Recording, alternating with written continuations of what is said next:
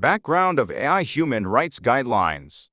In 2021, Luda, an AI chatbot, artificial intelligence with conversational capabilities, was developed to mimic the tone of a real human. However, it has sparked numerous debates.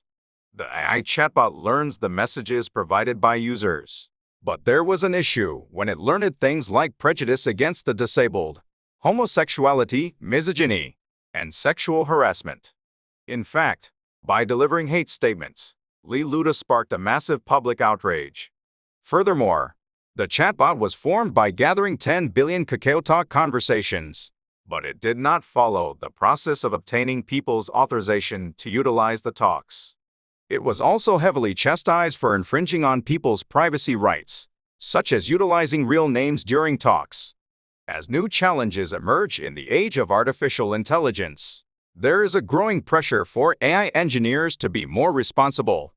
As a result, the National Human Rights Commission of Korea issued AI guidelines in April 2022. Contents of AI Human Rights Guidelines. The Human Rights Guidelines set out as basic principles human dignity, the right to know, the right to self-determination, and guarantee the right to equality. The development of artificial intelligence technology must not, above all, undermine human dignity, according to human rights rules provided by the National Human Rights Commission. Human dignity is that all people are treated equally because they are people who live freely according to their own desires. Korea's National Human Rights Commission also ordered that all members of society benefit equally from AI and that the data be examined to avoid discriminating against or excluding specific groups or members in the entire process of developing and using AI.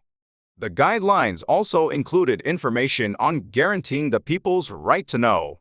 It refers to the right to actively collect information necessary to shape your own opinions.